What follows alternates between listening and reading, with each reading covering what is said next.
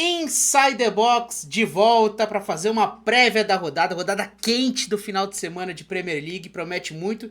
Já começou nessa sexta-feira com o Bournemouth, o novo segundo colocado da Premier League. Então, muita coisa pra gente falar. Hoje não temos Pseudinho. Pseudinho está enroscado lá na TV hoje. Mas teremos live do Sunderland hoje, tá? Então, pra quem tá acompanhando o EAFC 26 do Pseudinho jogando, tem live do Sunderland hoje, mas infelizmente não vai conseguir gravar com a gente. Mas felizmente temos Gabriel Pente do Not Soccer. Cara, o melhor canal de futebol inglês aqui do YouTube. Quem não conhece tem que seguir lá. Muito obrigado, Pente, por aparecer aqui, trocar uma ideia, aceitar o convite. Valeu demais, meu mano. Eu que agradeço o convite, é um prazer participar sempre aqui. De novo, a gente está devendo trazer vocês lá no Not Soccer, que para quem não conhece, a gente só fala de futebol inglês o tempo todo o tempo. A gente faz 2 lives por semana, na verdade 3, mas a gente faz uma live de prévia na quinta-feira, aí eu faço uma live só para membros aí, porque eu torço pro United, né? Dá para ver Isso aqui pelo aí. meu fundo.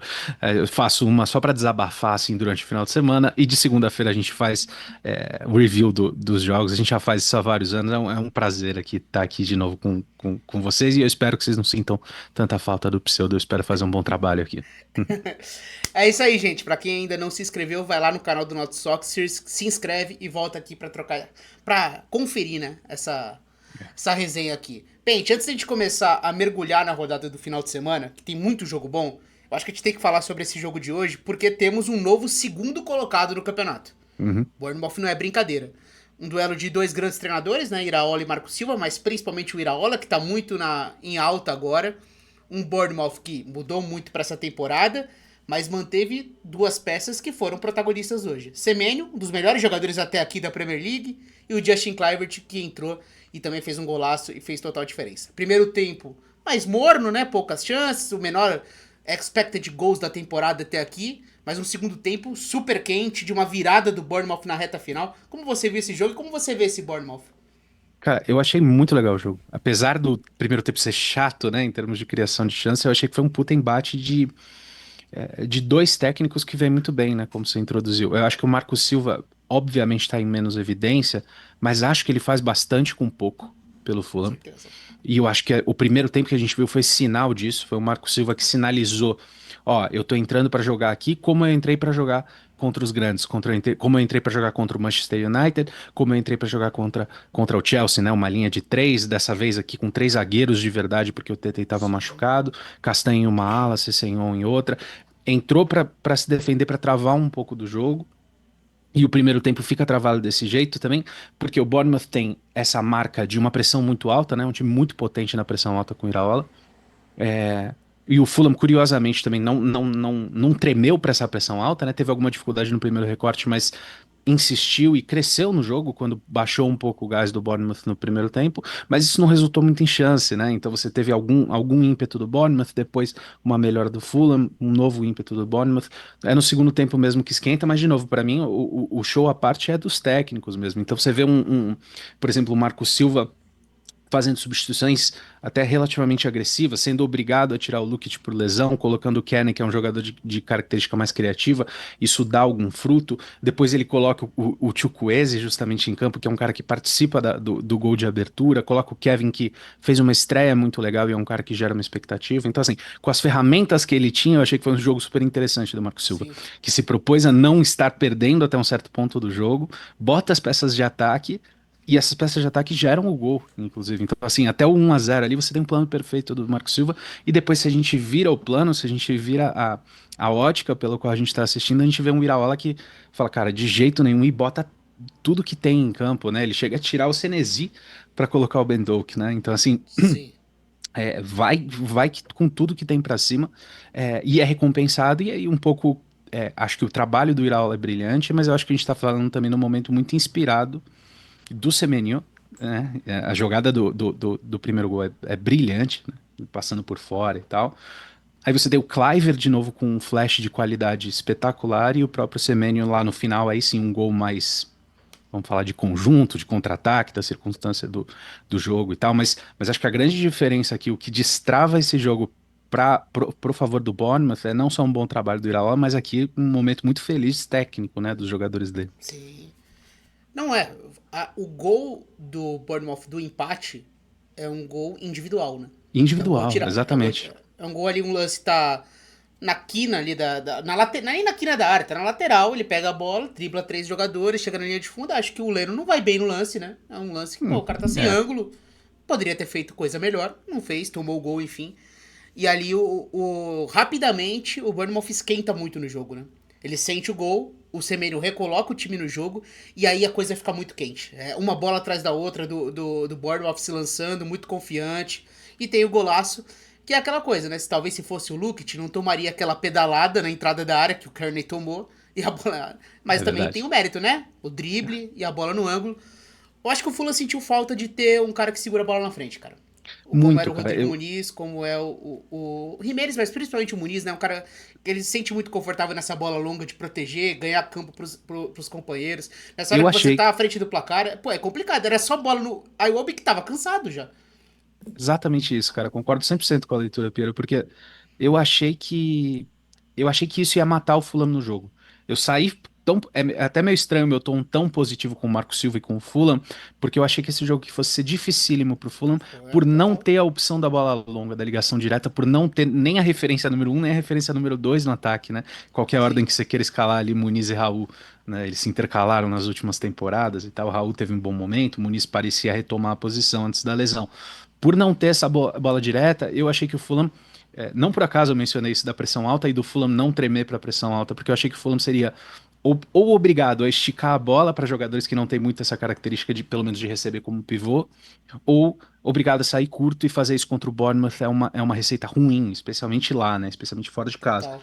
Então, eu concordo com você 100%, assim, que faz falta, faz. Eu até acho que o Fulham foi muito bem dentro dessa circunstância. Acho que o placar é um pouco cruel com o Fulham, não sei se você concorda, cara. Concordo. 3-1 assim, dá uma sensação de leitura de jogo tranquilo. O segundo colocado, que de fato a temporada do Bournemouth é muito especial, como você falou na coisa, mas o segundo colocado ganha tranquilo. Não foi bem assim, o jogo foi bem legal, o jogo foi bem difícil e até um certo ponto, 2-2 parecia possível também, né? Tanto o 3-1 quanto o 2-2 Total. nesse recorte final, tava aberto o jogo, né? Total. E mais um jogo do Fulham em que ele faz um bom jogo com pouco, né? O jogo contra o Aston Villa também foi assim. O Fulham abre o Verdade. placar, teve chance pra fazer 2-0 e tal. E sente os gols, né? Toma gols em sequência. Sim. Mais uma vez isso acontece. O jogo do final de semana foi um jogo frustrante pra eles, né? Porque o jogo vira, Muito. de repente o jogo tá 3-1. O jogo, pô, boa parte do primeiro tempo foi o Fulham dominando. Bem, teve o Marco Silva reclamando da arbitragem, aí eu acho que é outra Uhum. questão. Não foi pênalti, enfim. Eu acho que vai além, né? Fica aí a frustração pro Bournemouth. Podemos ir pra rodada do final de semana, ô Pente? Manda ver. Manda ver. Bora, Vamos vamos que lá. vamos. Pra gente começar, ó, tem até o campinho aqui, o nosso querido The Guardian faz uma excelente prévia sempre da rodada. Então aqui a gente vai guiando um pouquinho das prévias. Primeiro jogo do sábado, o jogo de mais cedo, Leeds United e Tottenham. Tá aí o Tottenham que fez um jogo tenebroso na Champions. Uhum. Foi amassado pelo Bodo, amassado. Também que é um jogo difícil, né? Pô, jogando no Polo Norte, num gramado sintético, pô, é enroscado mesmo, não tem... não é pente, é o tipo de jogo, Cara, pô. é uma reprise do que aconteceu na semifinal da Europa League na temporada passada, né? Curioso, É, você tem esse factoide aqui, né? Onde, naquela ocasião, salvo engano, o Tottenham ganha lá, inclusive, né? O Tottenham sim. faz um bom jogo, se eu não me engano, o Solanke faz gol lá e tal. É um jogo enroscado, mas eu acho que se fosse só esse jogo, que o Tottenham, pô, que performance estranha, a gente teria um tom. E eu acho que a gente começa a ter um primeiro quadro aqui do time do Thomas Frank, que era um quadro, inclusive, que muita gente antecipou de como que as coisas que o Thomas Frank faz se traduzem para um time com a exigência um pouco mais acentuada que tem o Tottenham, né? O Tottenham até aqui me parece um time relativamente resoluto defensivamente, mas um time que tem algumas dificuldades no momento criativo. Tem jogadores legais, o Xavi é um jogador que já mostrou alguns flashes, o Kudus é um jogador que a gente conhece bem pela liga, então assim, você tem novas chegadas que deveriam dar um boost aqui nesse ataque, mas eu ainda tenho a sensação de um conjunto que não se encontrou ofensivamente. Estou bem confiante, inclusive, de falar isso, não estou sendo nem agressivo ao Total. colocar isso, né? E tem uma Então, coisa, um time sem criatividade, isso aqui, ó. Brennan Johnson, titular, junto com o Richarlison aqui, sem o Xavi Simons, pra mim é um grande complicador pra conseguir criar alguma coisa. Tudo bem que é um jogo diferente aqui, né? O uhum. Leeds é um time que tende a tomar iniciativa mesmo jogando em casa, sempre. O Leeds é o time do Daniel Farke, é o time que toma iniciativa, tenta jogar. Pode ser que seja um Tottenham mais confortável jogando sem a bola. Você acha que essa vai ser uma característica do time do Frank? O time mais confortável nos jogos em que tem espaço pra correr? O jogo contra o Wolverhampton foi, assim, foi muito ruim. Foi muito ruim. Uhum, O muito time ruim. não conseguiu. Tirando o Kudus, era um time dependente do Kudus, né?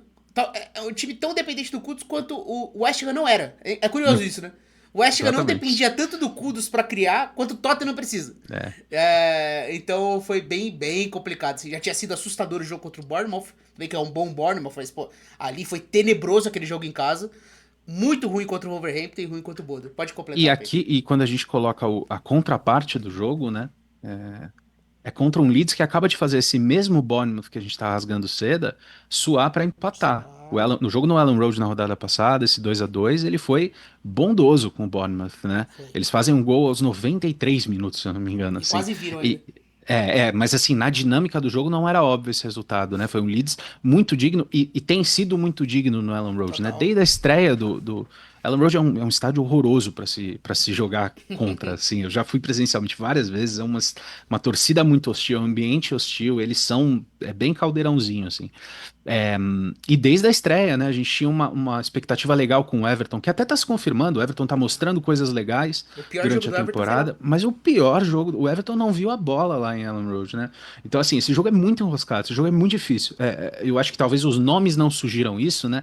Pô, o Tottenham contra um recém-promovido, mas tem várias circunstâncias aqui que eu vejo esse jogo sendo bem difícil mesmo. Eu não ficaria surpreso se o Tottenham não vencesse isso aqui. Com certeza. Acho que até meu palpite seria um empate aqui nesse jogo. Eu também. Muito bom jogador o Estácio, alemão. Muito bom. Gigantesco jogador de 1,90 e pouco. Dominando o meio campo, tô gostando muito. E uma curiosidade que eu tava vendo aqui até. O time do Leeds não tem nenhum jogador que marcou mais do que um gol até aqui, ó. Todos os jogadores marcaram um gol. Então tem essa É, curiosidade, enquanto o Richarlison tem três. Uma aqui de Arsenal e West Ham. O West Ham que fez um muito bom jogo contra o Everton. Muito concordo. bom jogo. Metade do primeiro tempo foi muito do Everton. E depois disso, o West Ham pra mim foi melhor em campo. Melhor. Empatou o jogo no segundo tempo com o Bowen. E acho que se tivesse um vencedor, talvez fosse o West Ham. Tudo bem, um jogo pra empate, beleza. Uhum. Mas uma boa resposta do West Ham no começo do Nuno, que é um grande treinador. O Nuno é muito bom. O Magassa aqui, que é o meio campista, que foi novidade, um jogador muito mais físico, tentando dar uma característica diferente, mas também um time solto ao mesmo tempo, né? Uhum. Paquetá, Somerville, Bowen, Fernandes, Fulcro, um time mais solto, um time ofensivo, com o Diouf jogando como lateral, que tá sendo um cara muito bom no West Ham, uma das grandes notícias, ele que veio do Slavia e o cara é, assim, um trator pelo lado esquerdo. Enquanto do outro lado, a gente pode ver pela primeira vez o Arsenal ideal, Peixe. Assim, é difícil dizer em Arsenal ideal, porque a gente não sabe ainda como esses caras vão funcionar juntos. Mas pela primeira vez, o Arsenal pode começar um jogo com esse time do meio pra frente. Zubimendi, Rice, Odegaard, Saka, Eze, Gyökeres. Primeira vez seria que isso aconteceria.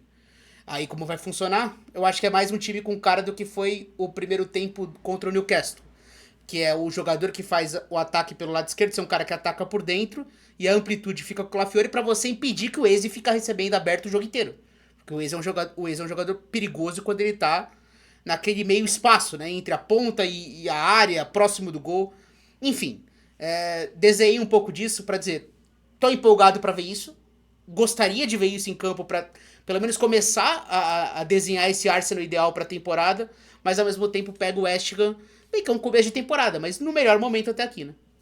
É um bounce, né? A gente fala muito de bounce de técnico no canal, e aqui tem um bounce, eu vou começar falando pelo West Ham, né? Mas aqui tem um bounce muito fundamental, assim. Eu tava discutindo isso, acho que na última live.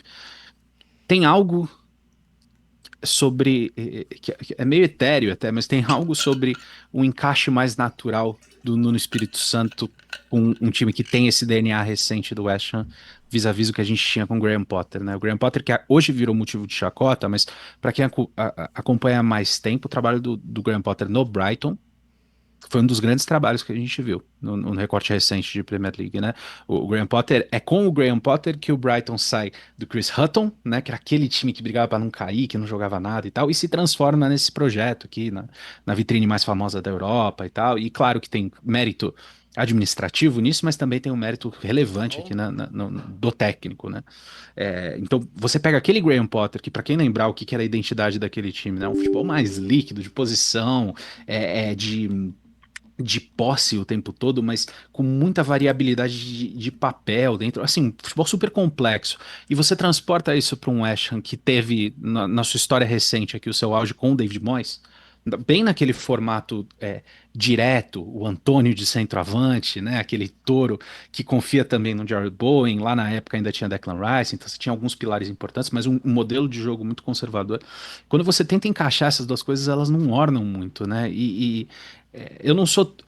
Eu acho que essas coisas podem mudar, acho que essas coisas podem se transformar, mas faz muito mais sentido você ver o Nuno Espírito Santo à frente de um time aqui. Então, assim, é, eu sou bastante crítico da administração do West Ham, mas aqui talvez eles tenham acertado por vias tortas Total. aqui. Em princípio, pelo menos, é uma coisa que parece fazer bastante mais sentido. E concordo com você que a gente já viu um reflexo disso, né? Jogar contra o Everton no. Eu ia falar no Goodson Park, né? No Hill Dickinson Stadium, né? Que é o estádio novo. E jogar bem do jeito que foi, eu acho que é um primeiro passo, um time mais resoluto defensivamente e tal. Então você tem todas essas coisas boas aqui pro West Ham.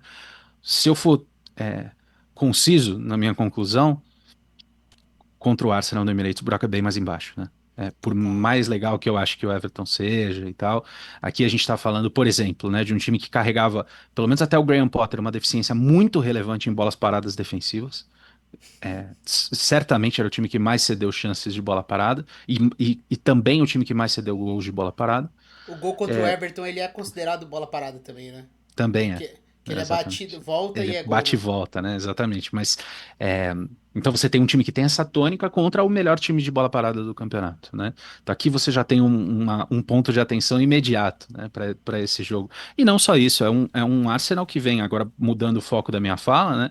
É um Arsenal que vem de uma vitória extremamente positiva, né? Não estou falando da Champions, estou falando da Premier League aqui contra o Newcastle, né? Uma vitória grande, uma vitória que teve uma significância, pelo menos olhando de fora, né, Piero, pô, o Arteta foi super Total, pô. criticado nos confrontos diretos, poderia ter sido mais arrojado, precisa ganhar esse tipo de jogo e tal. E no jogo seguinte, que é um jogo difícil no St. James, você tem um Arteta mais arrojado que vai pra cima, que bota troçar de lateral esquerdo no final e que dá resultado e que consegue virar na mesma rodada que o Liverpool tropeça, foi significante, assim, pelo menos pareceu ser, né? Total. Então é um Arsenal que vem muito, muito no momento, assim. A minha expectativa é uma vitória tranquila do Arsenal, por mais que a gente tenha esse momento de ressalva aqui, de eventualmente coisas positivas acontecendo no West Ham, cara, pro Nuno isso aqui é um dos piores jogos que ele podia ter como segundo jogo. O, eu não diria que o Arsenal tem que reclamar disso, porque ele também teve o benefício de enfrentar o Forest logo no começo do Ange, Verdade, né? Então o verdade. Arsenal teve o benefício dessa troca e Uhum. agora colhe o malefício da troca, né? Verdade, O lado verdade. ruim da troca. Pegou o Forest na mudança de comando, por enquanto ainda não ganhou um jogo com o Ange. E agora pega o West Ham nesse começo de trabalho do Nuno. Cara, Verdade. é um Arsenal favorito. O Arsenal tem que ganhar nas próximas 5 rodadas. É quando a tabela dá uma esfriada pro Arsenal, então é Uhum. importante ganhar esses jogos e colar no Liverpool. Se puder passar, ideal, né? O Liverpool tem um jogo muito duro. Então é isso, cara. Tô curioso, eu começaria com o Lewis Skelly, fez um grande jogo na Champions. Eu amo o Lewis Skelly, quero ele tendo minutos. O começo de temporada do Calafiori é excelente, adoro o Calafiori. Tamo junto, mas o Gabriel é dúvida pro jogo. O Gabriel Magalhães é dúvida real Uhum. pro jogo, parece que tá... Não acho que tem que forçar. É Calafiori, zagueiro pela esquerda, e vamos com o Lewis Skelly, e tem que jogar. Esse time, acho que você botar Lewis Skelly, Zubimendi, Rice, Odegaard, Saka, Eze e Gyökeres é muito cara bom junto. É muito cara bom É, junto. deveria E vencer esse aí, jogo. então, Agora, se, imagino se o que... Gabriel tiver condição de jogar, esse cara vai fazer gol, tá? Porque talvez o melhor jogador de bola parada ofensiva do mundo, né? Então, É. a gente tá falando de uma coisa Certamente da muito... liga, assim, que é onde é a minha competência, certamente. É um dos melhores do mundo. E aqui, vamos pro seu querido Nossa. Manchester United, o Peixe. A parada é a seguinte, né? O United tem um técnico demitido, só falta decidir quando que isso vai acontecer, né? Pra mim isso é muito claro. E os caras estão adiando o inadiável. Mas enfim, segue esse calvário e esse drama. Um jogo terrível contra o Brentford no final de semana. E agora encara um Sunderland em casa. Na realidade do United, jogo perigosíssimo pro United. Jogo perigosíssimo. O Perigosíssimo. que você acha? Perfeita a tua leitura. Perigosíssimo o jogo.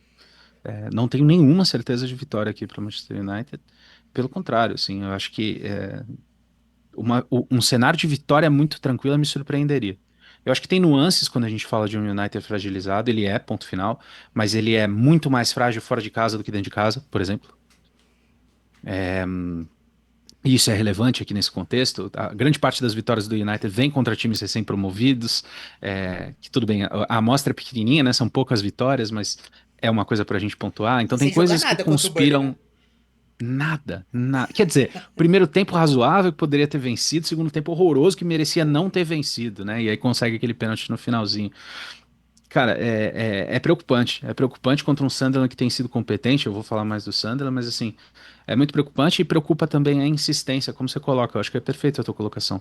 De um técnico que, cara, que tá demitido e o clube parece insistir em tentar de novo e tentar de novo ali, quando a gente tem poucos sinais de progresso, né? A gente já fez discussões muito mais completas sobre isso. Eu acho que a gente fez uma, inclusive, aqui no canal Sim. sobre isso, então não vou entrar de novo nisso aqui como prévia, mas fato é que pouca coisa muda. Se você assistir a discussão que a gente fez há 2 meses, há um mês e Exatamente. meio, é exatamente a mesma coisa, porque pouco foi feito para adaptar, para mudar as dificuldades que o time tem, e o time continua com as mesmas dificuldades Não, e de só uma coisa, execução do Pente. plano e de encaixe, né? Desculpa te interromper. Teve uma Por favor. entrevista essa semana do Rubem Amorim com o Hargreaves, né? Pra Sim. TNT Aham. britânica, né? Uhum.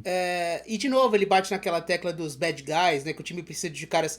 Que parece aquela Uhum. narrativa do Mourinho no Tottenham quando o time parou de jogar, né? Tanto que tem aquele documentário que viraliza, né? Muito Uhum. bom, inclusive, muito Muito divertido bom. de Muito bom. assistir Cara, ele tá jogando cartadas e eu fico impressionado que o United continua colocando ele pra dar entrevistas e tal.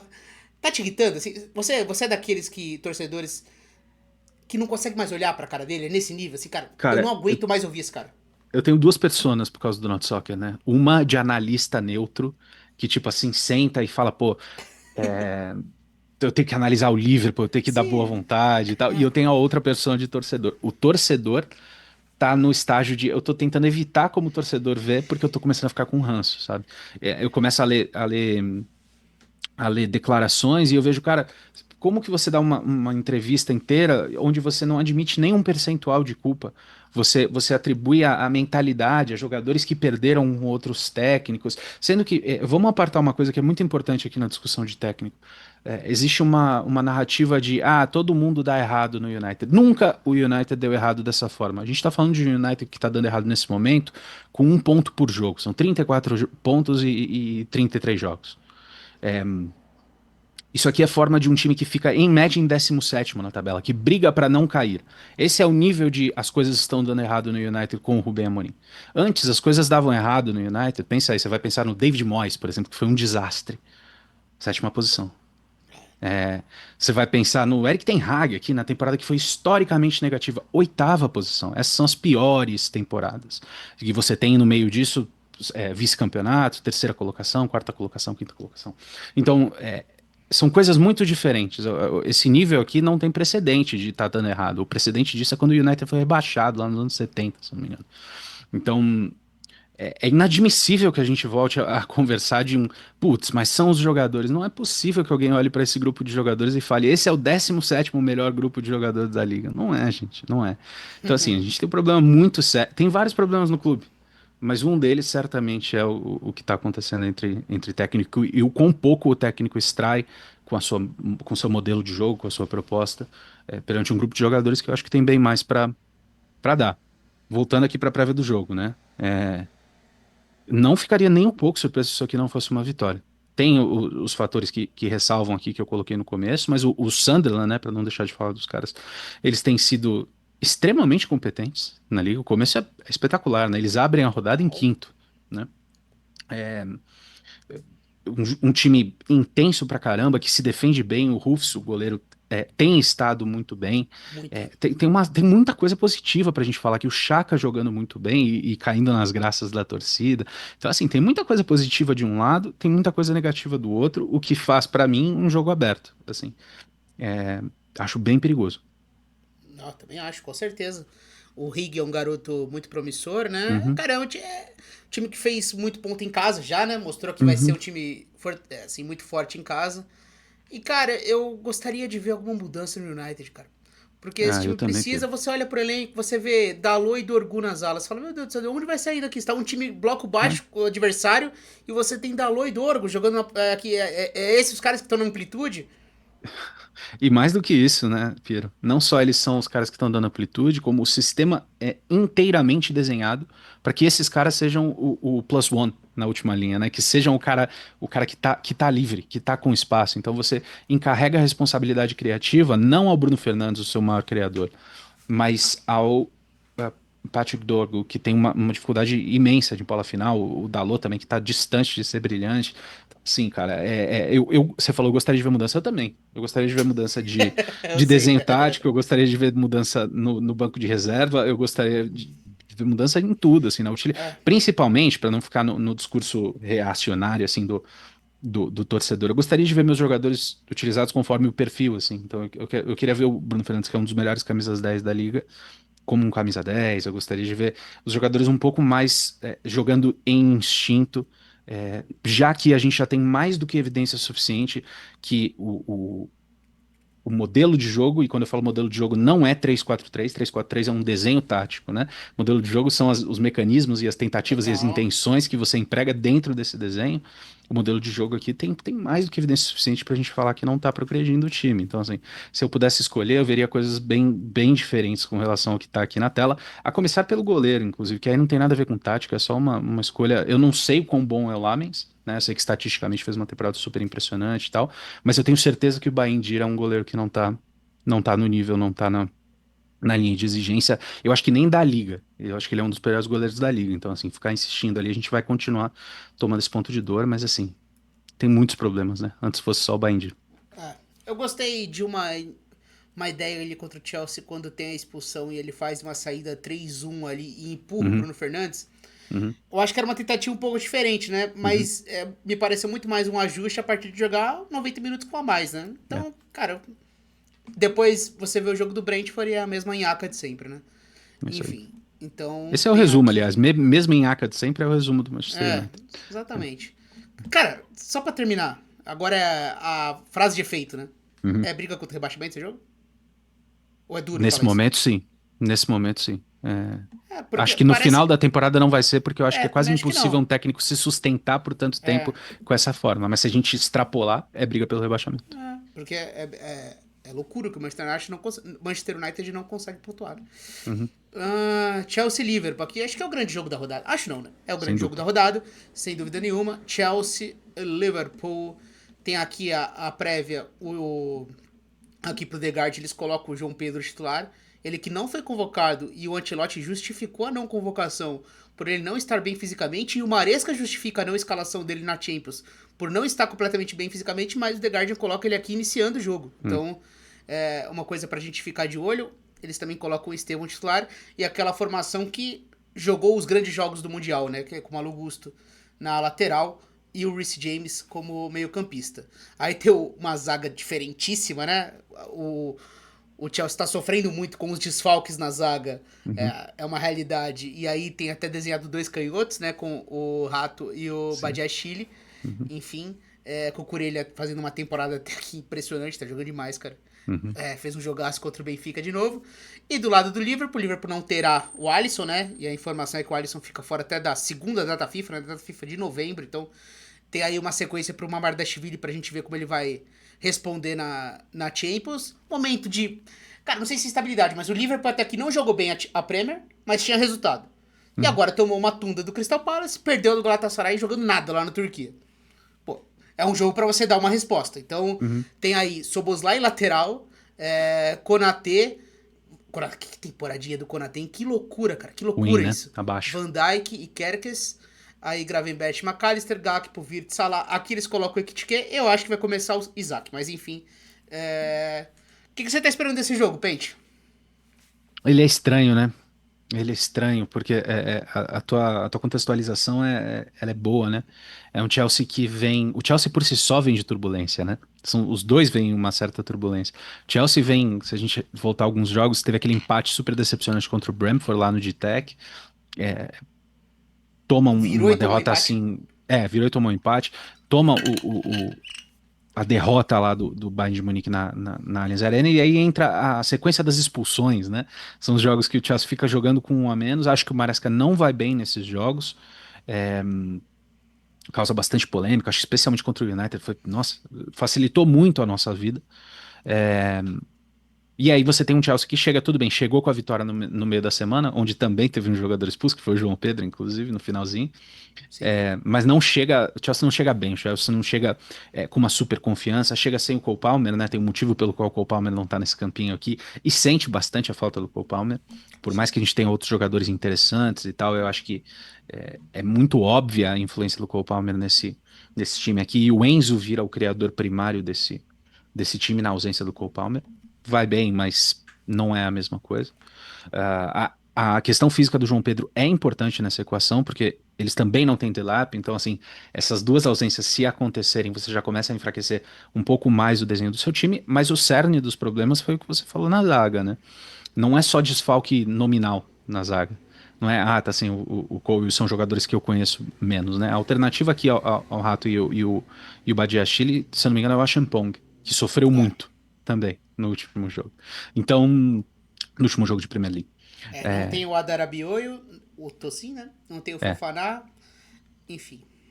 E o Chalobah, né, tá E o suspenso. Xalobá, e o Xalobá Que, suspenso. que vinha sendo titular. Então, é uma zaga muito fragilizada. Eu vejo aqui, por mais que os dois times tenham poréns, e eu já vou falar dos poréns do Liverpool, eu acho que o Liverpool entra favorito aqui, mesmo estando fora de casa Também e acho. mesmo não jogando bem, porque não Também vem acho. jogando bem. E aí, para eu Concordo estender minha plenamente. fala aqui, concorda? Porque quando eu entro aqui no Liverpool, eu acho que a gente está falando de um time, uma outra roupagem. É um time mais maduro, quando o Liverpool joga bem, o Liverpool é melhor do que o Chelsea, mesmo quando o Chelsea joga bem. É, e eu acho que a gente está falando de um Liverpool aqui que, de fato, parece bem desequilibrado. Foi uma bola que a gente cantou durante a pré-temporada toda, né? Que as novas contratações, misturado com um distanciamento do que fazia o Jürgen Klopp, um distanciamento temporal mesmo, montam um cenário aqui de um Liverpool em transição. É muito louco a gente falar isso de um campeão, mas já não era um campeão tão à prova de bala. E não era mesmo, não era um Manchester City que ganhou com cento e poucos pontos, assim, não foi isso, né? Era um Liverpool que tinha os seus pontinhos, assim, mas acabava vencendo os jogos, e na temporada passada você tinha um Liverpool que teve pouco postulante, essa foi a verdade, né? Nessa temporada aqui a gente entra e esses jogos sem performance, eles acabam resultando em vitória. Todo mundo sabe esse roteiro. Por que que eu tô fazendo esse recap aqui? Porque eu acho que tem um elemento disso já na temporada passada, e o Liverpool Total. também venceu na temporada passada. Então, enquanto é normal que as pessoas olhem para um time que tá vencendo aos 90 minutos toda semana e falem é insustentável, eu quero apontar que também não é por acaso. Esse time, ele é particularmente bom em vencer sem jogar bem. Ele é particularmente bom vencendo jogos que jogou 20 minutos e não 90. Esse time faz isso. Então, eu acho que por mais que o Liverpool chegue bambeando aqui, eu acho que tem questões, por exemplo, do equilíbrio defensivo versus ofensivo, porque o Liverpool contrata atacantes, né? Você tem todo esse poder de fogo, mas grande parte do poder de controle do Liverpool vinha de um meio de campo que mordia pra caramba, e a hora que você desestabiliza isso, você muda um pouco a cara do time. Eu acho que por mais que você tenha essas ressalvas aqui, eu acho que eu vejo um Liverpool favorito aqui, de verdade. Também. Não, e tem uma coisa do Liverpool também, que quando você vai cobrir Champions, e eu também trabalho muito com futebol brasileiro também, Hum, gente, eu tô chegando cada vez mais a essa conclusão que parece óbvia, mas é muito difícil jogar bem, cara, hoje em dia. hum, É muito difícil, cara. Muito difícil. São poucos times no mundo que eles são dominantes. Dominantes a ponto, assim, de você verdade. colocar a sua superioridade. Você vai Uhum, ter que. Quando a coisa é num nível muito diferente dos. Por exemplo, o nível de investimento do Bayern na Alemanha, ele é tão desigual, ele é tão acima dos outros que, assim, não tem jogo. O PSG na França é tão desigual que não tem jogo. Quando uhum, você aproxima um pouco as coisas, é difícil jogar bem, cara. É difícil. E cada vez mais, é todo mundo muito físico, é todo mundo muito organizado, é muita lesão pra tudo quanto é lado no mundo. Tá sendo uma coisa muito interessante ver como o futebol, ele tá num momento, cara, que parece que ninguém tá satisfeito. E tá difícil jogar futebol, cara, tá difícil. Uhum. E os times que jogam mais em transição, eles estão conseguindo punir esses times. E aí o Liverpool tem um mérito aí de você conseguir vencer quando você não consegue ser dominante. Yeah. Mas eu acho que o Liverpool tem algo que vai além de jogar bem ou não jogar bem. É a falta de controle, assim, essa coisa de permitir muito ao Justo. rival. Muito. Uhum. Permite muito, muitos erros defensivos. Você fala, caramba, cara, não tem cara de um time dominante isso aqui. Uma coisa é você não joga bem, o adversário se fecha e você tem dificuldade e o jogo fica morno. Os jogos do Liverpool, eles ficam vivos, cara. Eles ficam sempre aqui. Você tá em perigo iminente. Então, acho que isso é um problema pro Liverpool. Porque isso Justíssimo não é debate, Pedro. sustentável.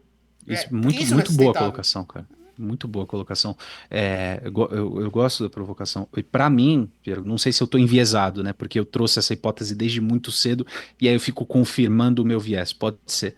Mas para mim é justamente disso que eu falo quando eu tô falando do desequilíbrio É entre isso aí. defesa e ataque, vamos dizer assim, né? Em termos de característica, de instinto dos jogadores que estão em campo. A gente tá falando, quando a gente olha por essa ótica, a gente tá falando de um Liverpool que tenta transicionar de 3 jogadores de instinto ofensivo puro para 4 jogadores de instinto ofensivo puro, e ao fazer isso sacrifica um meio-campista.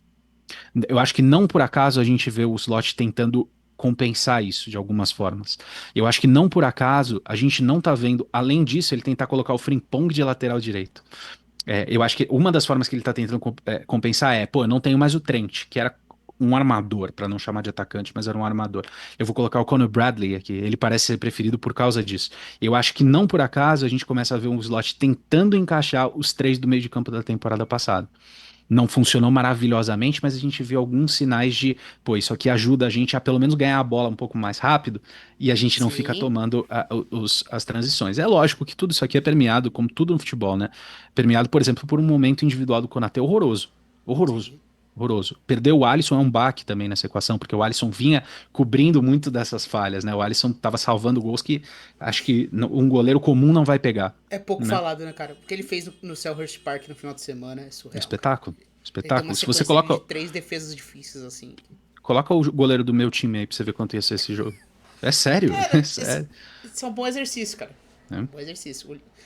E tá ficando. Já perdeu o Leone aí pra temporada, né? Tá Uhum, curto, né? Tá curto de defesa o Liverpool, tá tá. curto.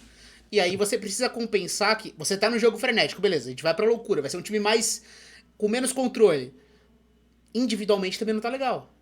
Perfeito. O Virtus tá esquentando, beleza, vamos lá, vamos colocar esquentando. É do jogo. Hum, Ainda não tá completo. O Salah, pra mim, a temporada é muito ruim. Acho que o Salah não tá jogando nada. O Gakpo, acho um jogador muito previsível, tá toda hora fazendo a mesma coisa. Então tem coisas pra ajustar ali nesse ataque. Mas acho que tudo se em algum momento vai se conectar ali, né? São caras muito bons. Tem O chance Isaac é disso. muito bom, né? O Isaac é muito bom. Então, E o eu Isaac não é sei menos se. interrogação, né? Menos O, interrogação total. porque as contratações, por natureza, elas têm algum grau de risco, né? O Ekitike, por enquanto, tem sido a contratação mais ponta firme, né? Por mais que tenha vacilado no gol lá, que tirou a camisa na copinha e Mas tal, aí é mas outra coisa. é outra coisa. Eu acho que em campo tem sido uma contratação que, pô, quase todo jogo que eu vejo, eu falo, cara, esse cara perfil de habilidade pro tamanho dele, ele tem uma explosão atrás da linha, tem concluído muito bem, porque me contaram que o grande calcanhar de Aquiles desse cara era ser underperformer de XG, né? Um cara que não converte todos os gols que deveria. Pô, não é isso que a gente tá vendo, a gente tá vendo um cara que tá guardando quando dá a possibilidade. Então esse é um grande ponto positivo. O Virtus, concordo com você, eu acho que aquecendo, muita dificuldade nos duelos, eu acho que essa é a... Cara, perde muito duelo. Eu não conheço o Florian Wirtz da Alemanha, né? Por enquanto aqui, eu acho que onde você vê mais o sintoma é isso, né? Ele perde muitos duelos, assim, perde 70% dos duelos que disputa e tal. E isso acaba dando um pouco dessa sensação de, putz, até fez um movimento criativo legal, mas ainda não tá no jogo, ainda não tá tão legal e tal. Então eu concordo com você.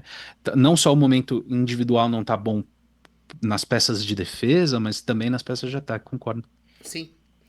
E o Chelsea, a gente falou, óbvio, a gente introduziu pelo Chelsea, depois foi pro Liverpool, mas acabamos falando Uhum, mais pelo Liverpool, né? Porque é um uhum, favorito ao título, então é natural uhum, muito ir pro lado do Liverpool. Só pra finalizar, eu acho que o Chelsea ele sofre. Tem as lesões, tem a questão da juventude, que isso sempre vai pesar pro Chelsea, né? A questão da uhum. idade. E é um time que eu sempre repito, não teve a pré-temporada. Em comparação com todos os outros, o Chelsea foi o que mais se prejudicou. Verdade. mais se prejudicou. Então, eu acho que em algum momento esse time vai esquentar e tem bons jogadores. Acho que esse time que tá em campo aí do meio pra frente, excelente. Meio pra frente, excelente. A defesa aqui tem problemas. Assim, vários problemas. Acho difícil, por exemplo, com essa formação aqui, o Chelsea conseguir garantir não tomar um gol nesse jogo. Acho bastante Também acho. improvável, Muito inclusive. surpreendente Acho se bastante improvável. conseguisse. Imagino que é um jogo aqui de gols. Meu palpite, sei lá, um 2-1 Liverpool, 3-2 Liverpool, sei lá, uma coisa nessa linha. Um jogo mais quente de gols. Vamos lá, seguindo aqui, Aston Villa e Burnley. Aston Villa que teve uma sequência de vitórias, olha aí que coisa boa. Pois é. Venceu duas na Europa League, venceu o Fulham no final de semana, que é sempre um jogo enroscado. Desde que o Maguinho deu um passinho pra trás pra olhar o jogo de frente e deixar o time um pouco mais solto, o Aston Villa, pô, se soltou, o próprio Maguinho começou a fazer gol. O Watkins também tirou ali a zica no final de semana. Jogadores voltando de lesão, deu uma resposta, enquanto o Burnley tá no seu estilo ali, né? Tentando competir, todos os jogos de uma maneira assim, você fala, pô, esse time é bem organizado, só que não consegue sustentar os clean sheets que conseguia na Championship, que é muito mais difícil, cara, é só muito difícil. Então o Burnley ele vai sofrer nessa Premier, é um time bem treinado, que você sabe o que eles querem fazer, só que falta jogador. E do outro lado tem o Aston Villa que estava performando abaixo do que tem. Por mais que não tenha sido um grande mercado, eles deram uma resposta ali na deadline. Isso aqui acho que a gente pode ser um pouco mais breve, o Paint. Imagino que é um jogo muito com cara assim, de um Aston Villa favorito, mas perigoso. Acho que é perigoso. Qualquer jogo é perigoso, mas o Aston Villa ele ainda não se colocou nessa Premier como um time que está jogando bem. Acho que esse é o ponto. Perfeito. Eu concordo 100%. Para ser breve aqui na minha fala, é, eu acho que o meu enfoque de análise aqui é no perigoso. Porque o Vila, mesmo nas respostas, né, que você falou, Pedro, são meios tempos, né? Contra o Fulham em especial foi muito assim, né? Contra o Fulham, a gente falou aqui quando a gente estava falando do Fulham, mas O começo é muito ruim. o começo é muito ruim, e aí é um segundo tempo que você fala, ah, tá aí, olha o Aston Villa aí. Porque, independentemente de janela, esse time. A gente fazia postagens na semana passada, ou na semana retrasada, e as pessoas comentavam falando que o Villa era o principal candidato ao rebaixamento. Não. O que é óbvio que é um grande exagero, né? A gente tem um pouco dessa tendência enquanto torcedor e tal, mas é um absurdo o Villa estar nas conversas que estava, então a gente viu um Villa ressurgir. Agora, por que eu falo de perigoso? Sim, por isso, porque é um Villa que a gente não tem certeza se isso aqui é uma ressurreição de verdade, se vai continuar com aquele segundo tempo, ou se vai simplesmente jogar como jogou no primeiro tempo contra o Fulham. E por outro lado, o Burnley, né? A tua síntese foi muito feliz. É, eu queria dar um foco Eles são competitivos. Por São, enquanto, claro até que aqui, são. pode ser que daqui a 20 rodadas vocês vejam isso aqui e falem, puta, eles acabaram perdendo para todo mundo. Mas por enquanto, eles são bem competitivos. O Dubravka faz um bom campeonato até aqui.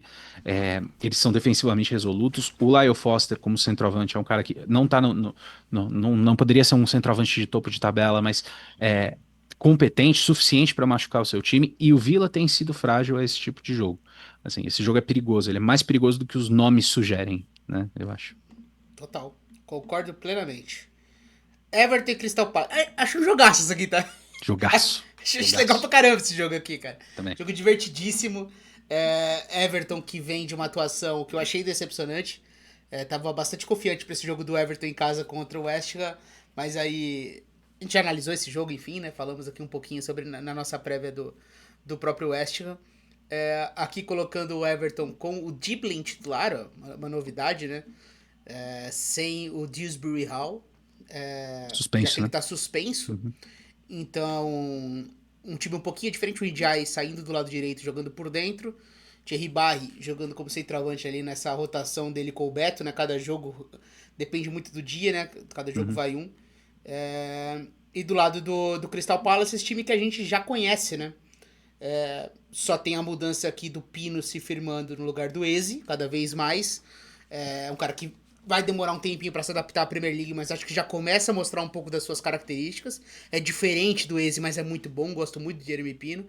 E tem o Kamada aqui como meio-campista que tem sempre ele pode jogar mais à frente, e aí joga um Hughes, joga um Lerma, enfim, o que seja, mas é um Crystal Palace mais com cara desse time que a gente já tá acostumado, com o trio de zaga. O Matetá na frente não começou tão bem a temporada, e o Nketiah entrou bem, né, 2 jogos consecutivos, vai tentar convocado para a seleção da França, interessante isso, né? Uhum. Mesmo num momento não tão bom. Enfim, desenhado aqui, um grande jogo de futebol, o Penche. Mas eu vou te falar, esse último jogo do Everton, e acho que a cara desse Crystal Palace, de um time ainda invicto na Premier, invicto, né? Tem que ser ressaltado, invicto, acho mesmo fora de casa, favorito é muito forte, mas um leve favoritismo pro Crystal Palace, que é mais time hoje. Acho que indiscutivelmente mais time. O meu contraponto, Pedro, que eu falaria que é um pequeno contraponto, mas no final das contas eles são esse tipo de coisa é muito relevante nesses jogos. O Palace jogou na quinta-feira, né? E o Jogou. Palace não tem elenco. O Palace não E, tem time pra ficar rodando 3, e, 4, tá, 5 e tá titulares, levando a assim. Conference assim, Com a seriedade. sério. Como tem que ser, Seriedade. né? Jogou. Como tem que Não, ser. pra um time Gosto muito desse tipo de competição para esse tipo de time. Muito legal quando isso total. acontece, né? Jogou a pré-conference contra um time, assim, muito frágil, com todos os Uhum. titulares, e foi jogo duro. Duro. E agora tá aí na conference também, levando todo mundo pra jogo, botando a galera pra jogar. E isso me preocupa um pouco. E o Everton, inclusive, retrospectivamente, né, quando a gente olha o head-to-head desses times aqui, os confrontos diretos, o Everton é meio bicho-papão do Crystal Palace. É, Interessante. e a gente tem um Crystal Palace que entra, eu acho que com uma carga física um pouco mais pesada. Eu acho que isso aqui pode ser um bom igualador desse jogo, porque eu concordo, o diagnóstico inicial, eu acho que é até indiscutível, né, Pedro? O Ah, Palace é meio que o time do momento, assim, talvez não seja o melhor time do país, mas certamente é o time que tá em mais evidência, assim, talvez junto com o Bournemouth, né? São dois grandes trabalhos de dois técnicos que estão ascendentes. O total. trabalho do Glasner é impecável, assim, não tem seda que seja rasgada, que é excessiva. É muito bom mesmo, é muito especial o trabalho. Pensar no que era o Crystal Palace, daquele time, pô, moroso com o Roy Hodgson e que não, pô, não engatava em nada, era aquele time que no final da temporada estava sempre de férias, né, porque estava ali em 12º, 14º. Para isso aqui, para um time que está 19 jogos invicto, pô, é muito especial o trabalho, não só pelo título, não só pela competição europeia, mas e não é resultadista, os caras jogam para isso mesmo, eles pegam times muito Joga. sérios e eles jogam para isso. Especificamente sobre o jogo, né, agora que eu ponderei isso.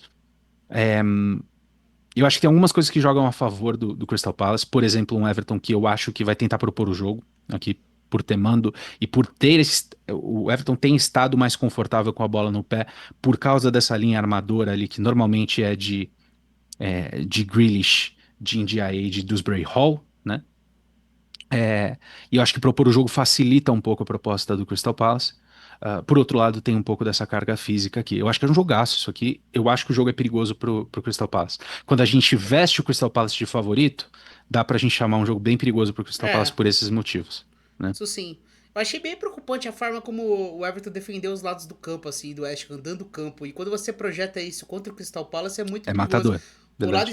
O lado esquerdo do Everton, que o Grealish é assim, uma coisa é o Grealish do City, outra coisa é o Grealish do Everton. Aqui ele é o craque do time, né?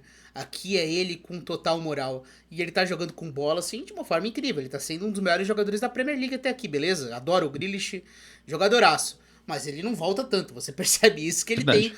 um Uhum, perfil de craque do time mesmo. uhum. Isso tá bem estabelecido. E o Munhoz é um lateral absurdo, cara. O cara tá toda hora Absurdo. atacando, fez gol no meio de semana, enfim. Acho que a forma como o Everton defendeu os lados do campo pode ser perigoso, enfim. Mas é um baita jogo, tô bastante curioso pra assistir esse Crystal Palace, esse Everton e Crystal Palace. Aqui Newcastle e Nottingham Forest. Newcastle que vem de um belíssimo jogo de Champions, belíssimo jogo, uma goleada fora de casa. Pô, é o Uhum, Sanguiloase, beleza? Sanguiloase tinha vencido o PSV na estreia da Champions também, uhum. então tá longe de ser um jogo. Pô, a gente tinha feito um jogo muito competitivo contra o Barcelona. Muito nessa coisa que eu sempre falo, é difícil jogar bem. Quando você bota um Barcelona pra jogar contra o Newcastle, você vê como é difícil, cara. O É jogo é difícil. duro. Uhum. Newcastle é muito físico, cara. O negócio é complicado.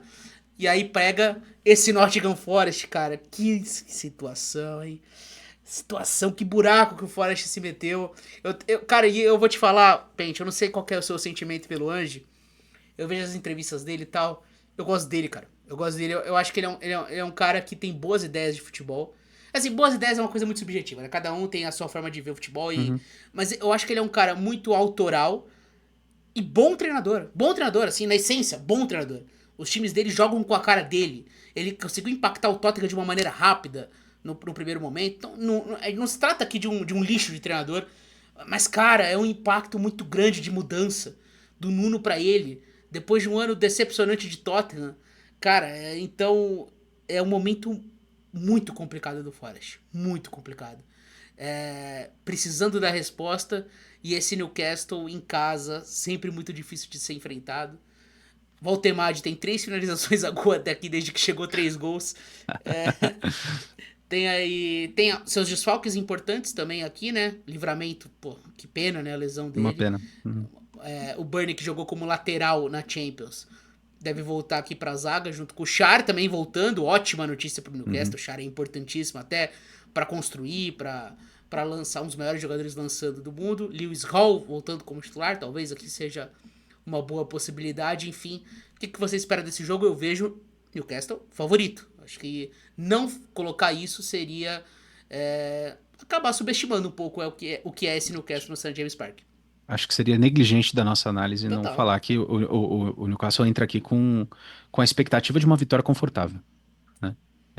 Isso aqui é para provar que eu não falo que todo jogo é difícil, todo jogo é perigoso de Premier League. É que É. acontece que tem muitos times que complicam. é. Essa aqui não deveria ser uma circunstância. O Nottingham Forest está no. Cara, se eu fosse torcedor do Forest, minha cabeça estaria na lua. Assim, minha cabeça tá, mas porque eu torço para outro time que deixa minha cabeça na lua. Mas, cara, é uma transição autoimposta, né? Por uma questão fora de campo e tal. Eu tinha minhas críticas ao Nuno, como gestor do projeto, mas é indiscutível que o trabalho dele é muito especial. Muito Nossa importante, senhora. muito, assim, espetacular. E aí você sai desse momento forçadamente, na verdade, por uma decisão do seu próprio clube, né, do seu próprio dono, do seu diretor, a depender da história que a gente vai levar aqui como causadora dessa demissão. Para esse momento aqui, no momento no qual a gente já tem notícia que o trabalho do Postecoglou está sob consideração e sob risco, depois de 6 jogos sem vitória, é para ficar maluco. E não é só o resultado, né, Pedro? Não estão jogando nada. O Nada. Forest se encontrou como uma identidade com uma identidade com o Nuno de um bloco baixo, de um bloco sólido, de um miolo de zaga extremamente competitivo, de um goleiro que, putz, o Cels é um goleiro assim subestimado. Eu acho que as pessoas ainda não entenderam o nível de goleiro que esse cara é. Muita coisa boa, sabe? Muita coisa boa com peças de qualidade ofensiva que poderiam te matar em transição.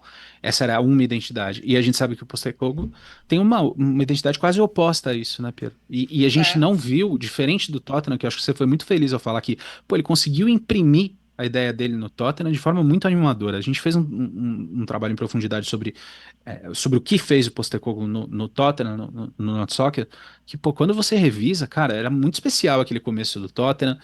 Depois a queda de performance era justificada por lesões. Então, assim, ele de fato começou a construir uma coisa no Tottenham ali que depois desandou. Não é uma fala de defesa aqui ao Postecoglou, mas tem coisas. A gente não tá vendo nenhuma dessas coisas nesse time do Nottingham Forest.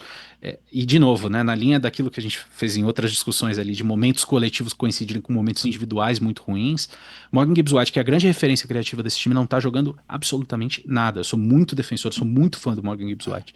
Ele perdeu posição no último jogo, com justiça, inclusive. É, no último jogo de liga, né? Eu não assisti o jogo de Europa League. Que também, Que, vou te que falar, foi triste, né? Eu perder em fiquei casa. sabendo que Eu foi não assisti. triste, né? Eu assisti o jogo contra o Betis. O jogo do Uhum. Betis, pra mim, foi a melhor atuação até aqui do Forest com o Interessante. Postecoglou. Primeiro tempo Uhum. foi muito bom contra o Betis. Muito bom. Interessante. Mas Interessante. beleza. E, cara, o Elliot Anderson, ele é muito Ah, bom. esse sim. Esse é o único que merece aqui um destaque individual mesmo, Ele né? é muito bom. Acho que é com ele. Então é isso, cara. Newcastle bem favorito. Bom, vamos lá. Wolverhampton e Brighton é o jogo da vez agora. Wolverhampton que vem da primeira pontuação na Premier, jogando fora de casa contra o Tottenham, que no fim eu acho que fica um gosto amargo, né? Porque liderou boa parte do segundo tempo e tomou gol na última bola do Palhinha. Mas mesmo assim, pelo menos deu alguma resposta, né? Uhum. É um elenco curtíssimo isso aqui para competir na Premier. Tá muito complicado pro Vitor Pereira, enfim. Mas tá aí o Wolverhampton jogando em casa contra esse Brighton, que venceu o Chelsea de virada, fora de casa. Tudo bem que teve a questão da expulsão, enfim, mas... Uhum. Enfim, o Brighton aqui tentando dar uma resposta na temporada. Minté sendo um personagem desse time, né? Um grande personagem desse time do Brighton, jogando muito bem. É uma pena que o Gruda não vai começar aqui pelas prévias, porque eu adoro o Gruda, cara. De comparação com o Diego Gomes, acho outro nível de jogador, enfim. Mas o Hurzeler gosta do Diego Gomes. Enfim, Hunter, Baleba, aqui Cadioglu jogando como lateral. Isso aqui é interessante, né? Porque ele é um jogador muito mais de segunda linha na Premier League. Parecia ser isso, né? Porque ele é um Uhum. lateral muito ofensivo. E não o De Kuyper. De Kuyper entrou e fez gol no último jogo, mas enfim. Cara, aqui, por mais que seja um jogo na casa do Wolverhampton, esse time, tudo bem, competiu bem contra o Tottenham, mas num cenário muito específico de, cara, resistir, contra-atacar e punir um time que teve poucas soluções. Eu não confio nessa defesa e eu não confio no aspecto criativo desse time. Em geral, eu acho o Wolverhampton um dos piores times da Premier, se não for o pior, cara. Se não for o pior hoje. Assim, é que o Forest nesse recorte, ele tá muito mal. Mas é Uhum. outro nível em comparação a isso aqui de jogadores. Então, no combo desempenho e elenco, pra mim o Wolverhampton tá sendo o pior time do campeonato. Inclusive pior que os que subiram. Enquanto o Brighton, ele tem altos e baixos. Faz sentido a análise, ô Pente? Acho que tá perfeita a análise, cara. É, eu fiz na minha previsão, a gente fez a nossa previsão ontem, e eu coloquei esse jogo aqui um empate. Eu vou partir dessa Tá. constatação chocante aqui para ir de trás para frente. Porque a tua leitura tá perfeita. Toda a lógica aponta para um Brighton. O Brighton é mais time, indiscutivelmente. O banco do Brighton é incomparável ao Nossa banco senhora. do Wolves. Talvez se eu puxar um pouco, acho que o banco do Brighton talvez tenha mais qualidade do que o time titular do Wolves, assim, se eu forçar um pouquinho a barra aqui, né? É, certamente tem muito ferramental ali, técnico e tal. Sim. Por que que eu coloco, então, e eu acho que a tua leitura está correta no quão infeliz é o time do Wolves. Para mim, o Wolves tem um foco criativo de gol, não, criativo não, um foco de conclusão no Strand Larsen, que é um cara bem competente, bem bom mesmo. E a gente ainda não viu esse cara jogar direito na temporada, né? Sofreu com lesão no começo ali e tal, alguma ausência ali perto da janela de transferência. Então, esse é um foco de esperança para os caras, e o John Ares é um cara que tá tentando se firmar aqui ainda, parece ter alguma coisa que pode ajudar o time, mas eu concordo que é um conjunto muito fragilizado. Então, como que nessa equação aqui eu coloco empate? O foco de altos e baixos seus do Brighton é muito importante, cara. Esse é exatamente o tipo de jogo que o Brighton tropeça. É muito Tá. frustrante, mas isso tem sido uma tônica com o Hursley. É um time que a sensação, se eu tivesse que sintetizar, é falta de continuidade. Então, não consegue engatar grandes momentos, apesar de fazer campanhas dignas. Não consegue engatar um time totalmente formado, titular, apesar de ter jogadores muito dignos. Então, é um time meio que pareanda, pareanda, pareanda. É, então não é analítico isso que eu tô falando, tá? É uma coisa mais de cheiro da liga, assim. É o tipo de jogo que é perigoso pro Brighton por uma deficiência deles, por uma loucura deles, assim. Porque no papel o Brighton deveria vencer isso aqui e vencer bem. Total. Concordo plenamente, Pente. Aqui temos Brentford e Manchester City pra encerrar, né? Certo? Uhum, Brentford e Manchester City pra encerrar a prévia da semana. Então, Brentford jogando em casa. Isso aqui é sempre enroscado. Sempre enroscado, porque é um dos grandes mandantes da Premier no sentido de o quanto o mando de campo faz diferença. Que uhum, é aquela relação de time como tem uma cara quando joga em casa. E aqui com vários destaques individuais na temporada, que isso é interessante, né? Por mais que é um trabalho começando do Keith Andrews, o Brentford, antes ali do jogo contra o United, ele tava na boca do Z4, né? Do Z3. Mas beleza, cara, eu não achava que o Brentford estava jogando mal. Eu acho que tá sendo muito interessante ver esse time jogar. É, e como vários jogadores estão se destacando individualmente. Keller, uhum. começo muito bom. Kyle D, um dos bons laterais direitos até aqui dessa Premier. Collins, muito bem. Damsgaard, a gente sabe do potencial criativo que ele tem. O Henderson tá sendo uma surpresa positiva. Eu confesso que eu tô me surpreendendo. O cara foi convocado agora pra Concordo. seleção. Beleza. Uhum, Convocar o Henderson e não convocar o Wharton, aí é problema do, uhum, do Tuchel. Aí é com ele. uhum. Mas enfim, o Jordan Henderson tá jogando bem. Armoliuk é muito bom meio campista. Enfim, Igor Thiago sendo uma surpresa. Porque ele é um jogador limitado tecnicamente, mas ele é um trator físico e ele consegue, do jeito dele, ajudar muito o time. Perfil completamente diferente do Issa, né? O Issa que é o cara de Totalmente. romper, de contra-ataque. Esse aqui é um pedaço de madeira que você coloca ali no ataque. Que, cara, ninguém mexe ele. O cara é muito forte. É bizarro isso. E do outro lado, esse City, cara, que cada dia a gente. Eu sempre vou pro jogo do City sem saber o que eu espero, sabia? Uhum. A gente vai ver o City avassalador que vai jogar muito, ou a gente vai ver um City um pouco distraído no jogo. Às vezes acontece isso, né? O City. Hoje eu não tô muito afim. Quem tá sempre afim é esse camarada aqui. Eu tô, assim. Isso é Eu não vou falar que eu sacanagem, tô né? impressionado, mas. Cara, cada vez esse cara tá melhor. E eu acho que as pessoas não estão percebendo isso. A bola chega no pé dele. tudo dá sequência nas jogadas. Antes ele era um cara pior fora da área mesmo. Ele não é o Harry Kane. Ele não vai pegar a bola e inverter a jogada. Ele não é esse cara. Mas a bola chega nele, ele segura, retém a bola, faz o time andar.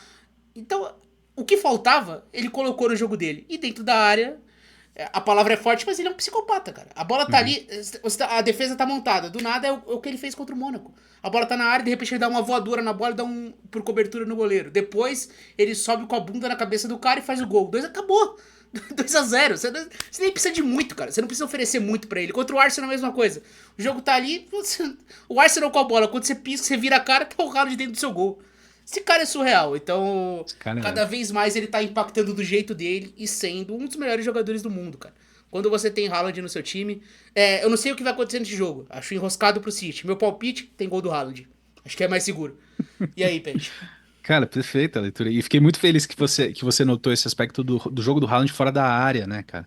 No próprio gol do Arsenal, por exemplo, que você usou como exemplo aqui, é ele a origem do lance, é ele achando um passe entre 2 jogadores do Arsenal que acha o Reinders que depois. Então, assim, e é uma coisa que, como você corretamente apontou, não era o forte do jogo dele. E mudou de nível, claramente mudou de nível. Outro cara que eu acho que merece destaque aqui pro Manchester City é o Jeremy Doku. Nossa, que temporada. Espetáculo que ele tá jogando, espetáculo. Assim, o Doku é um jogador. Ele é muito curioso, ele não tem um perfil óbvio. Quem assiste ele por 5 minutos vai achar que entendeu tudo que ele faz, porque ele é muito liso, né? Ele é muito driblador, mas ele é menos rápido do que a tua intuição te diz, mas ao mesmo tempo ele faz coisas que não parece que seria capaz de fazer. É um jogador muito legal e tá muito bem. Eu acho que esses são os 2 jogadores que estão meio que empurrando o City assim para frente. É óbvio que o Haaland tá num outro nível. A gente falou aqui de melhores jogadores da temporada e tal. Esse aqui, na minha opinião, é o verdadeiro melhor jogador da Premier League nesse começo de temporada. Também acho. É impossível, assim, cria gols de situação que ele não tem É? direito de fazer. Não tem direito, assim, é uma meia bola que sobra e Inacreditável. o cara, ele é inacreditável, inacreditável mesmo. São poucos jogadores que eu lembro de ver, assim, num nível similar enquanto centroavante. É. O cara é impressionante mesmo. É, agora, a tua colocação de um jogo perigoso, ela é feliz. Por exemplo, eu vejo esse time previsto aqui, eu acho que se o Rico Lewis começa na lateral esquerda, é um erro grave. Eu acho que deveria ser o O'Reilly. Isso aqui é do Guardian, né, que você Do colocou, né? Guardian. É, isso aqui deveria ser o O'Reilly para ter um pouco mais de fisicalidade, um pouco mais de poder de recuperação. É, Infelizmente, pela direita, ele não consegue empregar o Kusanov, por exemplo, mas colocar o próprio Matheus não é um jogador particularmente natural ali, então eu acho que vale um pouco de ressalva para o lado do Manchester City, porque o Brentford é muito potente em segunda bola, bola aérea, lateral colocado na área, é um time chato com isso, eles são muito chatos com isso, eles voltam um pouco, nessa versão do Keith Andrew, eles voltam um pouco à versão do Thomas Frank, a primeira versão do Thomas Frank, logo que eles sobem, né, eles voltam a ser um pouco mais desse time encardido, e o City, como você bem coloca também, essa oscilação do City, né? Eu vejo muito, o City passa por uma crise de identidade, assim, né? Tá tentando se remodelar, se reinventar enquanto conjunto. O City não tá mais tentando aquele tipo de jogo que tem 89% de posse de bola passando de lado, né? Não. Então o City permite um jogo mais de transição. A grande arma de transição do Brentford é o Chad, pela esquerda deles. É o jogador mais potente correndo atrás da linha. O Dango Atara ainda não se firmou totalmente como titular e o Damsgaard é o grande criador. Então, as armas do Brentford, elas estão dispostas, elas estão em cima da mesa. É muito mais sobre se o City vai ser capaz de controlar isso aqui ou não. Eu acho que o City vence esse jogo, deveria vencer esse jogo. Tem algum potencial ali para tomar um gol chato, porque é um time enroscado, um time chato dentro de casa, mas acho que o City entra aqui com condição para vencer É. razoavelmente o jogo, especialmente carregado no Haaland e no Jeremy Doku. São caras que estão num momento individual muito especial, assim. Também acho, cara. E um Doku diferente, né? Recebendo às vezes sem ser só aberto, né? Recebendo próximo da área. Pois é, E cara. eu acho que isso mostra como às vezes um jogador a gente acaba limitando ele a ser uma. O Doku é o pontinha da amplitude que faz sempre a mesma coisa. Não precisa E ser. você. Não precisa ser, cara. Não precisa ser. E a gente vê como ele. Quando ele tá próximo do gol. Porque tem uma coisa dele. Eu achei muito interessante o que você falou. Ele não é tão rápido. Mas ele é muito explosivo. Ele sai. Perfeito. É tipo aquela coisa dos 100 metros rasos. Do cara que sai Uhum, muito rápido. Ele é um uhum, cara muito disso. Então ele tá parado. Você vai tentar marcar ele. Esse primeiro toque dele, ele ganha muita velocidade e ele é forte. Então isso. é difícil defender ele. Porque se você dá o bote e ele consegue dar esse primeiro toque, você não pega. Porque Uhum, é força física com agilidade. Então isso tá sendo interessante. Ele tá levantando a cabeça, cara. Tá levantando a cabeça, colocando o cara na cara do gol, tendo mais tranquilidade. Tá sendo Eu bem ia falar isso, eu acho interessante. que tem um aspecto de melhora individual aqui também, Pedro, pra gente falar, não só Total. do uso dele, mas ele é um jogador relativamente jovem, começa a entrar agora um pouco mais na maturidade dele, né?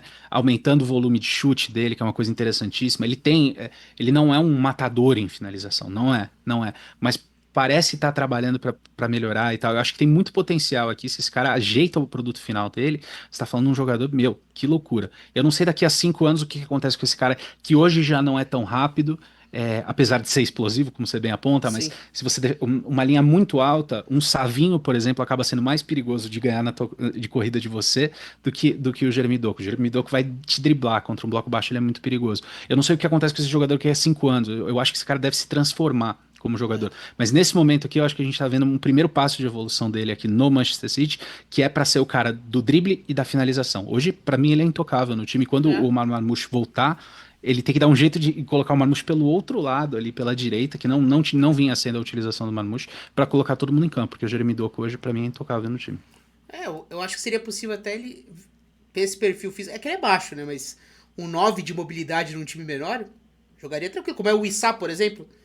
Eu acho que ele tem esse perfil até de um 9 de mobilidade, de força, potência e essa agilidade próxima do gol, enfim. É um vídeo pra gente. Daqui a 5 anos a gente tem que voltar aqui nessa Voltar a discussão e ver o que revisitar. aconteceu com ele, porque eu acho que ele vai se transformar, de verdade. É isso aí, cara. Bom, espero que a galera tenha curtido. Foi um vídeo um pouco mais longo do que eu esperava, cara. E isso é muito bom, cara. Eu agradeço e peço desculpas, Pente, por ter te segurado tanto tempo aqui É um prazer. comigo. Eu me divirto muito fazendo esse tipo de conteúdo aqui. Eu gosto de falar sobre Premier League, gosto de falar de futebol. Então, agradeço muito a sua presença aqui. Reforço o convite pra galera colar lá no Not Soccer, se inscrever no canal e acompanhar o conteúdo de vocês. Deixar aí o espaço para você convidar a galera para ir lá no Not Soccer e agradecer também a sua presença. Pirou, sempre um prazer. Eu espero que não tenha sido eu que alonguei muito o Imagina. episódio. Normalmente, da dupla ali do Not Soccer, eu sou o que fala menos, né? O Estevão é o tagarela e tal, é o mais performático. Então, normalmente eu sou o cara mais breve, eu espero não ter alongado demais. Convido todo mundo para participar do Not Soccer também. A gente faz muito dinâmica de live, assim, a gente conversa muito com o chat, tá? É bem gostoso lá. E é uma comunidade que eu tenho orgulho de dizer que é pequena, mas é uma comunidade bastante qualificada, a turma gosta muito de futebol, assiste mesmo, assim, os caras vêm me contar que o Paul Collins é um dos grandes zagueiros fora do top 6 e é verdade, sabe? Tipo, dá maior orgulho, assim, é muito legal. Então, enfim, venham quintas e segundas-feiras a gente tá ao vivo e sempre tem uma live ali de final de semana, como eu contei pra vocês, pra quem é membro também. E, Piero, de novo, reforço aqui o agradecimento, é um prazer imenso, assim, por mim, a gente conversa de futebol inglês todo dia, cara. Cara, é muito divertido isso aqui. Pode ter certeza que eu vou te convidar mais vezes e convidar também o Estevam também, que eu sou muito fã. Curto muito vocês dois, adoro o Not Soccer. E é isso, gente. Então, um grande abraço. Quem quiser se inscrever, virar membro, enfim, daqui do Inside the Box, é sempre bem-vindo. Temos ali o nosso grupo de membros também para quem quiser participar. Tamo junto, gente. Um abraço e até a próxima.